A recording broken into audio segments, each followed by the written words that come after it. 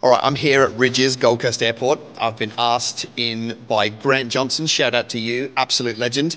He has got a national buyers agency called Buyers Butler. This is their first annual conference, and he's asked me to come in. My goal is, I've got 30 minutes. My goal is to completely shake them, challenge their identity, and get them to take some massive action. So let's see how we go. All right, how you doing this morning? That wasn't the most energetic good morning I've ever heard from a group of people that are here to change the world. How are you this morning? Okay, these guys are way more energetic than these guys, right? Now, I heard you guys are a family and you're here for unity, so let's try again. How are you this morning? All right. I'm in a good room. My name's Wes Hone. I'm not going to do much of a bio because it's a complete waste of time. I'm a big deal online, so you can go and find me there. Here's the bio. I like to run businesses and buy houses. That's it, right? The rest you can go and find online. I live about 12 minutes from here in a beautiful town called Kingscliff. I have one wife and 3 daughters, so that's all I'm going to run through. And that's the ratio I plan to keep my family to. It gets expensive after a while if you ruin the ratio. I'm going to run through 2 coaching topics and 2 strategy topics. I feel like I've got 30 minutes to shake you a little bit. That's my goal, right? Rather than tell you something and you sit there and go on your email, I just want to grab you and shake you, and hopefully in 30 minutes time, there's a different lot of thinking that's going on inside your head, right? That's it. I feel like I've got 30 minutes to change your life, so I'm going to give it a go. Before I do, I just want to give a shout out to Grant and the team. Obviously, been on a little bit of this journey with him, from a few years ago. And what I love so much about, I guess, Buyers Butler as an opportunity, but even more so Grant, he literally sat down and said, I want to build a vehicle that other people can join, and then in that, they can literally go and achieve all of their life goals. For him, it was maybe more or just as much about you guys as it was about houses. He literally wanted to create a vehicle that you guys could join and go and achieve everything you wanted professionally and personally, and cheer you on and encourage you along the way. And you don't always find that heart in an organization, but these guys have it. I would also say to you that the concept of Buyers Butler is an opportunity, right? You literally have today in front of you or in your hand the equivalent of, the ice cream truck on the beach on the hot day. Like, it is a desirable business today as it sits here, incredibly desirable and growing exponentially, right? And I say that to say, you don't want to miss it. You don't want to miss the opportunity that's in front of you to take this seriously, because this industry is going to explode and Buyers Butler is going to explode. And I feel like you could make a decision today, like, I'm going to lean in and go all in and absolutely just go hell for leather at this.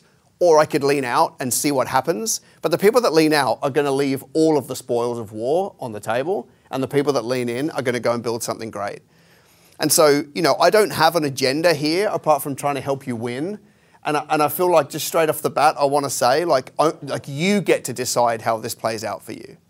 You will either lean in, build a great business, pay the price, or you'll lean out waiting for some reason or hedging your bets a little bit, and somebody else will come and pick this patch clean. That's the reality of where we find ourselves, right? The greatest brands that we celebrate, they had these moments where people had to make a decision about how much they wanted it. And so it's just an encouragement to say lean in and make the most of this opportunity, because it will be a massive industry, right, that is possibly even more talked about than the other side of the agency world. Fairly quickly would be my guess. Okay, so clearly Grant and I didn't collaborate on our notes, because he said the number one thing, right, that's going to separate you is consistency. I had a different answer. So the number 2 thing, it's Grant's the boss today, right? So I'm just here to help you win. So the number 2 thing, the deciding factor on your success, the second deciding factor of your success is how hungry you are. It's got nothing to do with the suburb you're in or the clients you get or the economy or the market. It's how hungry you are. If you are hungry to go and build something great and create a great life, you'll pay any price. if you're not very hungry, then you won't pay the price. Here's the cool thing about that. You get to decide how hungry you are. So how hungry are you? How much do you want it? See, when your back is up against the wall and you've got no other choice, you'll figure something out. And actually, some of you might have entered, I mean, I don't know the details, but you might have stepped into this opportunity and you're like, I have to make this work. Your hunger quotient will be so high that you'll do what it takes every single hour of every single day to build the momentum to go and get it to happen. But some of you might have come in here and you're like, well, I kind of want it to work, but I don't need it to work because I've got some sort of safety net. Hey, listen, that could be wise, but it's not going to drive your hunger, right? You probably heard the old story about burning the ships. These battleships went to war. They sail over to where they're going to go to battle, right? And the captain of the ships that they were on kind of held back a couple of the team, right? So the warmen jump off the ship, they run to the beach and they storm the enemy. And then the captain of all of the ships just says, burn them, burn the ships.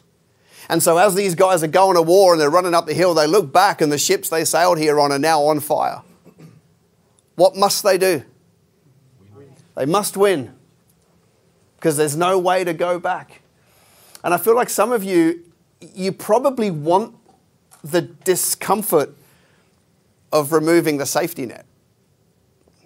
I know what you're thinking. I've got family, I've got kids, I've got, braces to pay for and school fees. Okay. But as long as you think like that, you've got yourself an out. How do you make that out a little bit less comfortable? Because when you can get to the point where you're hungry, you're not going to want a day to pass that you don't do the work. You're not going to want an hour pass that you don't do the work. Right? If you can get your hunger to be this high, then you will tear every day apart and go and build phenomenal momentum. It's going to be the deciding factor on how far you go. If I think about tennis, right? I don't know if any of you are fans of tennis. I'm not a great tennis fan, if I can be totally honest, watching a ball go backwards and forth. But I like the people, right? Studying I could never go to tennis. That would be, I could think of way more fun things to do, right? But the people inspire me.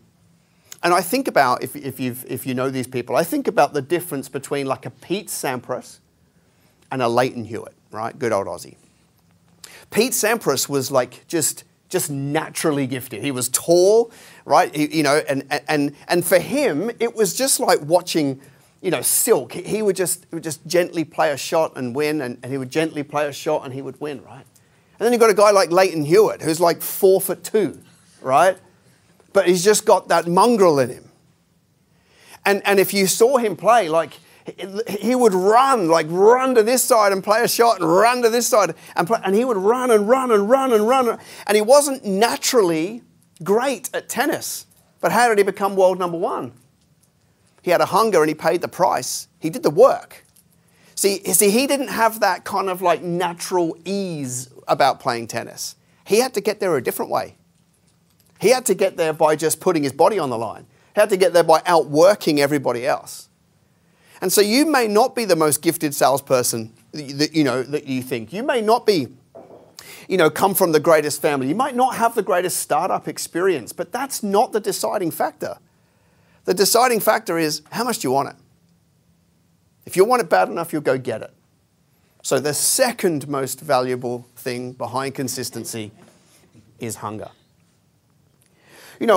Let's move on to coaching point number 2. How do you have a successful life? Right? How do you have a successful life? Well, I have figured it out. I'm the only one so far I have figured out how to have a successful life. I have a formula for how to have a successful life. Right? I'm the first one, and I've been saving it. I wanted to share it with you guys, if that's all right. To be the first people to ever find out. So 3 of you would like. The rest of you know I'm lying. All right. So I've got a formula for how to have a successful life, and I wanted you guys to be the first to have it because I love Grant, love what he's building. Would you like to hear it? Yes. The way that you have a successful life, you might want to write it down because it's gonna escape you if you don't write it down. This better be good, by the way. This better be good. I think it is. I think it is. I think it is. All right, you ready? To write it down, you got to have a pen. You got to have a pen in your hand to write down. But the way that you have a successful life is you work out what a successful day looks like, and you string lots of them together. That's it. That's good enough. Yeah, that was all right? Yeah, all right, Michael's happy with me. Good. All right. Because what I'm trying to do is take the complex and make it simple. See, the mistake that a lot of people make, especially in startup phase, is that they have a desire for a bright future, but their day behavior doesn't map to it. The things that they do on a daily basis now don't actually line up with where they want to go. That's like stupid, right? That's like planting tomato seeds and expecting strawberries or something. It's just not going to happen, right? So you've actually got to work out what makes up a successful day for you. And you just do that day in and day out and day in and day out, a little bit like the number one thing that's going to change your life. You bring that consistency to your successful day. You string enough of those together, you'll get where you want to go. But I think for a lot of people, they get so confused by the big picture and so confused by the tasks in front of them today that they don't actually do the tasks today that get them where they want to be in the future. And yet there's really only a few things that matter. There's really only a handful of things that you can put in your day-to-day that are really going to move the needle. And it's not reading The Australian. It's not doom scrolling Instagram to find out what properties are out there. Like, none of that's going to matter at the end of the day, right? It's not, sitting there and visualizing for 35 minutes what you want out of your life. That's 35 minutes you just wasted. Well, maybe 25 minutes you wasted. Like, there are some things in your day that are going to be really big levers to get where you want to go. And if I was to go and study your day, I wonder how many of the minutes in your day are actually targeted activity that move the needle on where you want to go. Because if you cannot work out what targeted activity should go in your day, you can't put enough of them together to get you where you want to go by the end of your life. All right? It's not going to happen by osmosis, right? It's going to be intentional activity on a daily basis, stacked together over days, weeks, months, and years that get you where you want to go. And a lot of the stuff that you're going to be filling your day with is not going to be stuff that moves the needle. All right? So we've got to audit what that looks like. I have a structure, and this is a structure that myself and my wife sat down and created. This was our family structure before we ever, I ended up writing it in a book, and now it's gone kind of around the world. But this was, before it was ever in a book, it was our family structure that we just decided, all right, what does the day need to look like for us? What does a day need to look like? What's a successful day for our family so that we can get a successful life that we're looking for down the line?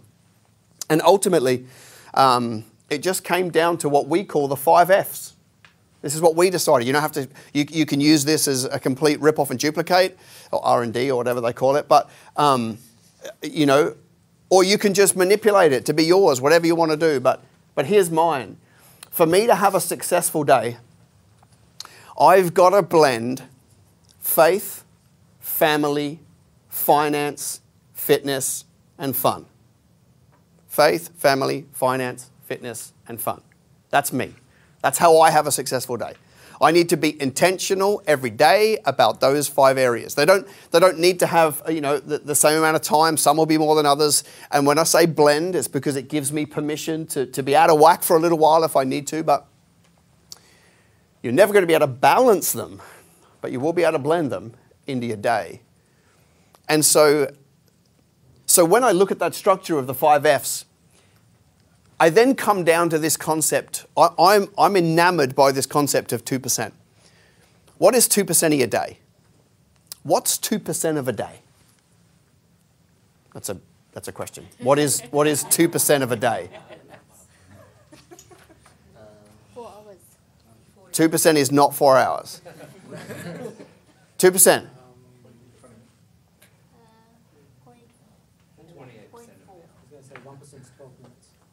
Yeah, so it's 28.8 actually, but let's call it half an hour for the sake of I know you haven't had your second coffee yet, right? We'll call it half an hour, right?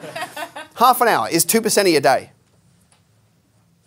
And what would your life look like if you spent 2% of your day building your faith? You don't have to do that one. You can take or leave that one. What would happen if 2%, of your day was spent on finance? That's 28.8 minutes. That's 30 minutes every day focused on profit-producing, legacy-building, wealth-generating like activity. Every day, 2%. That's all you have to do. By the way, most of you probably haven't spent 2% on wealth creation like over a month possibly, right? I'm talking about spending 2% a day. You know, what about if you spent 2% of your day focused on your family? Whatever that looks like for you. That could be parents, it could be kids, it could be whatever community you get for your family. But like you actually spent some time focused on investing in those relationships. What if you spent 2% of your day, 30 minutes on exercise? Now, you know, like that, no, I know what some of you are thinking. I couldn't get through 30 minutes of exercise. Great. Start with whatever you can get. But imagine if your life was committed to 2% of your day. 2%. 2%. Right? Now, I know, listen, some of you don't even need that much time. You could literally just do burpees for 6 minutes and you'll spew in a bucket and pass out, right? I know that's the reality for some of you, which is great. Like you start there. And then, of course, you know, like this concept of fun. What is fun for you? Because if you don't figure out what fun is on the journey, you won't stay in it, right? If you don't enjoy the journey, you won't endure the journey, right? There's got to be an element of fun to this. So, you know, if I think about my life, this is an element of fun to come here and help Grant support you guys on this journey. It's an element of fun for me today, right? I don't have calls. I don't have emails coming in. Like standing here is easy, right? This is fun. So I give you that as a concept of 2%. It doesn't take a lot to really move the needle. It doesn't take that. We've just given a framework of 5 lots of 2%, right? So how much of your day is that collectively? 10%. 10%. Some of you are like, yeah, but it's like 50% of my awake day. All right, well, now we have other problems.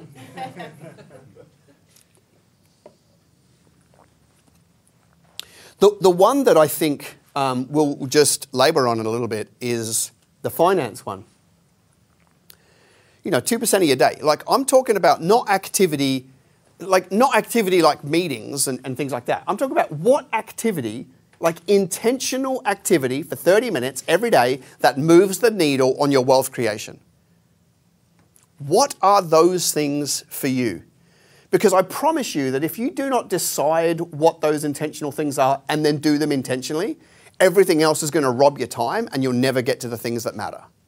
So what are the tasks in a day that move the needle for a buyer's agent? Let me ask you guys, what are those things? Prospecting. And what does that look like? Is that calls?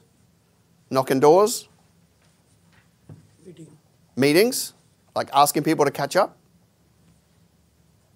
Yes. What else? Networking with people. Networking? Building those relationships. Great. Marketing. Marketing, okay, good. What else? Research, okay.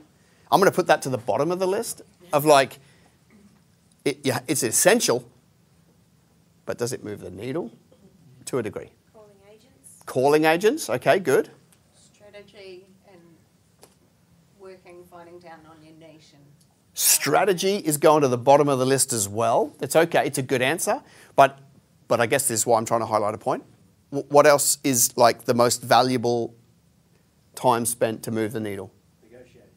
Negotiating, okay. Booking appointments. Okay, booking appointments. Get a great referral partner, you know. Get a referral partner, yep. Yeah. Okay, good. How do you get a referral partner? Okay. How do you get a relationship? networking. Okay. You guys are super quiet. It's like, That took all my answers. is that what it was? Yeah. Well, I actually think that we could take that list and narrow it down even more, right?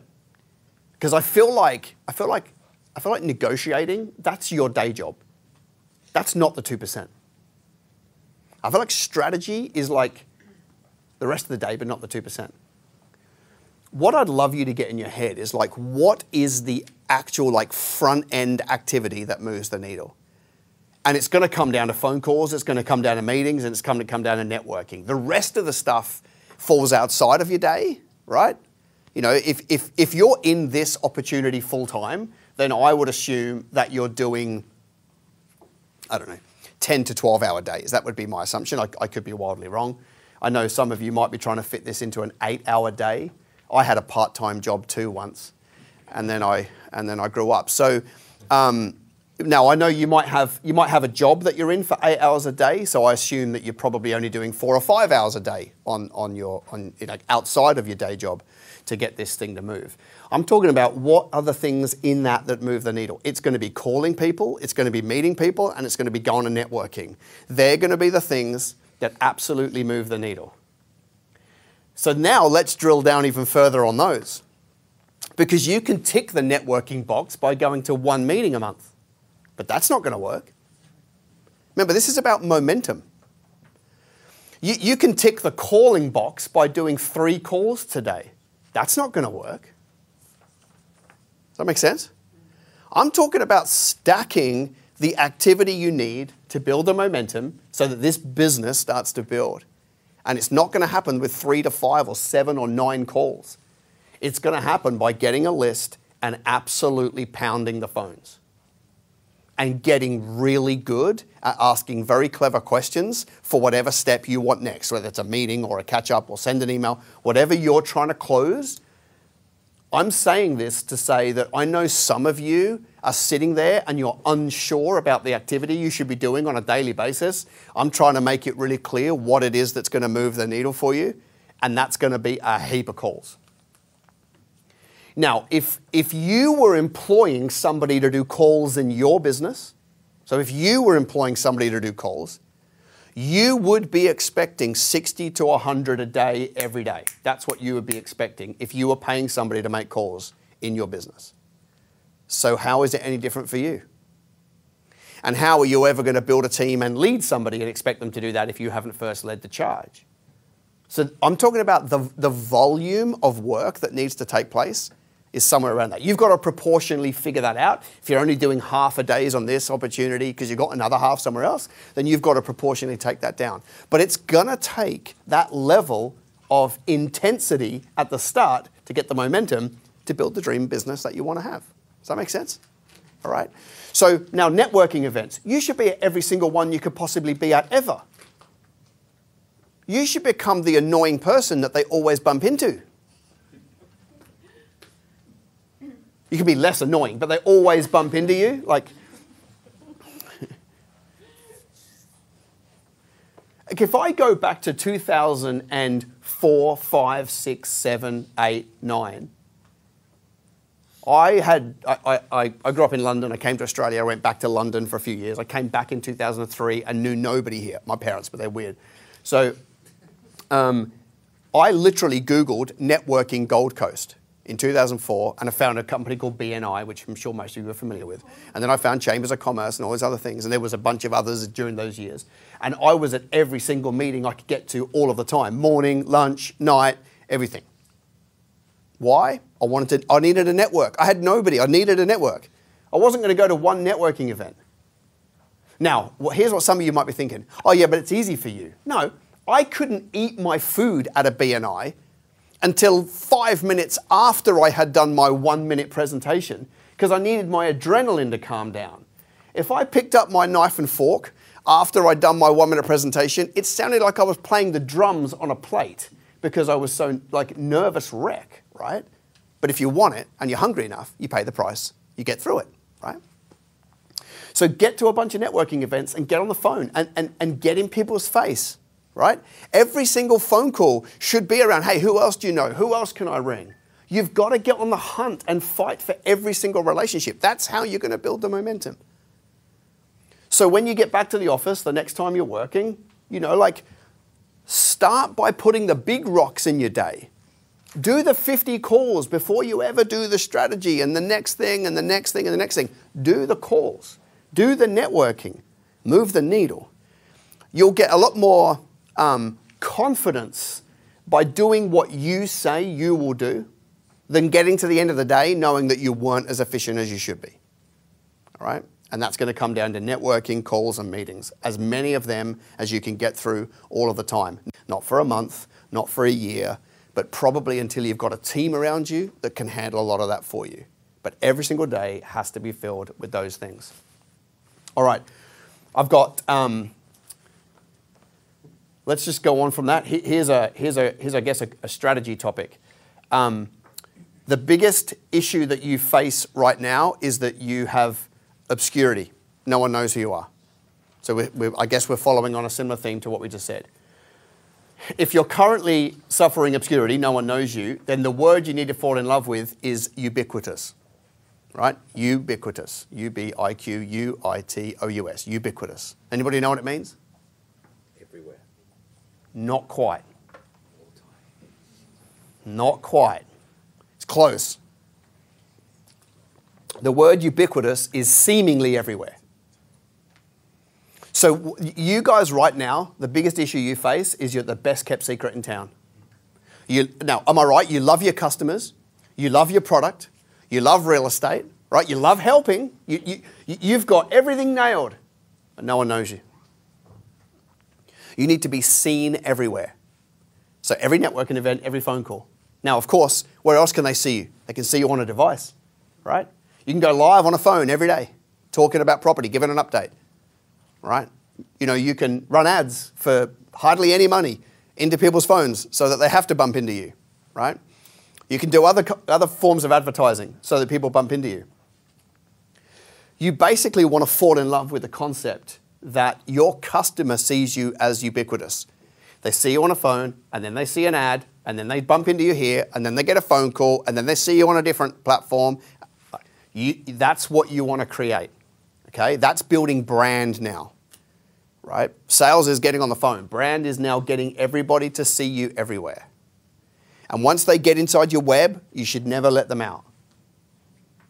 They can snooze you for 30 days, but you're going to come back in 31 days, right?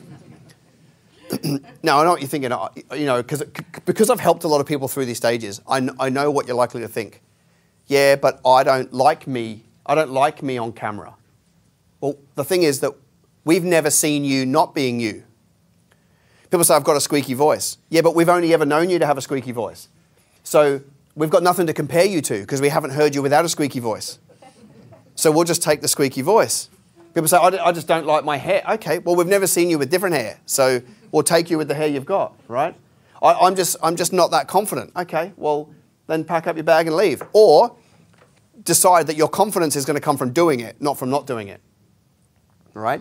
You can literally, for no cost, start going live on social media, and then if you want to give it a little bit of money, you can boost those out to an audience that you choose and get people to bump into you. Now they see you here, and then they see your branded car, and then they see you in the advert, and then the magazine that introduced you, and now on the phone, and now they think you're everywhere. And that's how you're going to build brand, okay? But that's going to be intentional time also. My last point is this, separately, again. One of the things that you're going to run into in a fairly newer industry is objections. You're going to get lots of those. You know, you're going to do all of the work, all the negotiation, find the house. You're going to get your customers right to the point where you think that this is absolutely brilliant. It's a great solution for them, and you're going to get objections. Anybody had any yet? Anybody got one or two objections so far? Okay, 2 of you, 3 of you are doing the business. Okay, all right. Well, for those of you who haven't actually done anything yet, you're going to get objections. What are they? For those of you who had objections, what are they, by the way? What objections have you had? Land's not big enough. The land's not big enough. Okay, good. What are some others? Body corp fees. Body corp fees? Just the house doesn't suit. Just the house doesn't suit. Yeah. Yep. Based on their brief the day Husband and before. wife don't like. Husband and wife, they're just not on, they'll use this as a reason to fight with each other. Nothing to do with you. All right. What are some other objections? House number. Can't fit my dining table in. Okay, good. House number. The what? The number. Oh, the number of the house. Okay. All right, good. Any others? I can't afford it. Yeah, can't afford it. Yeah, wrong zoning. Wrong zoning. Okay, cool. So now here's a funny thing, right? They're going to be pretty similar across every single one of your customers. You know, there'll all be some obscure ones, like I can't live in number 33 or whatever. Cool. Well, you should have found that out way before you presented a house. Does that make sense? Like if you spend more time in discovery with your customers and clients, figuring that stuff out, then you'll eliminate a lot of that stuff being surprises at the end. I think a lot of people concern themselves and I don't want to ask 2 questions, don't want to be pushy. No, your job is to serve them the best you can, and you need to be on their team to help them win. And the way you be on their team is you absolutely pepper them with all of the information that's important. But here's what I would say. I would say that there might be 3 or 4, maybe 5 objections that are going to be 80% of objections, right, that you're going to get. Well, great. That's life. Here's what I would say to you, just as one little sales tip. You want to take the objection that you might get and address it way earlier in the conversation. If you want to close more deals, you want to take the objection and bring it early.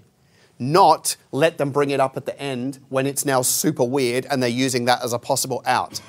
Take the objection you're likely to have, bring it forward in your transaction, and actually address what might happen later on and chat it over with them. Because then they might say, oh, I guess that's not much of a deal, now not much of a big deal, now we're great, well that's not an objection later on, right? Or they say, no, that objection, that's going to be an absolute deal breaker. That's good for you to know now, right? So that you don't present something that breaks that deal. Think of, because for every objection, you should have an answer for it, right? It's your business. It's your industry. You should know this better than anybody else. So whatever objection they've got, you should have your predetermined answers to the objections and then bring them earlier in the sale transaction. And you will find that so many of them go away because it already had airtime, which either you were able to gather some information in that discovery or you've put it to bed before it ever arrives later on. Does that make sense? So let's take the example of the husband and wife who are now going to just disagree over it, right? So that's where earlier on in your transaction, you're like, hey, listen, one of the things I do find occasionally is husband and wives aren't on the same page. And so I can do all this work and I can present the best house and it fits your brief and it's the best thing ever and it becomes a sticking point. Is it worth us talking now about how to get on the same page so that we both agree that the houses I'm looking for are going to suit both of you? That's what I mean. Yeah. So just grab it and bring it forward. Yeah. So like money, right? You get to the end, it's like, it's out of my budget. If that's the most common one, and it could be, I'm not sure, then earlier on you're like, hey, listen, a lot of the feedback I get from from helping clients win is that I do all the work, I present the house, and it's outside of the budget. And sometimes my hands are tied, and it's just because of the region you've picked and your budget. Are you open to me putting forward properties at the end that might be out of their budget, but if I can show you why they're going to make you way more money in the next few years after buying, that you're happy to entertain them, when I present it? So you're already saying, if I give one out of budget, it's because you're going to make more money than the budget. See what I mean? I'm just sowing those seeds now so that when I get one that I present to them that's more expensive, we've already had an agreement that I can showcase why that's going to make you more money than the increase over time.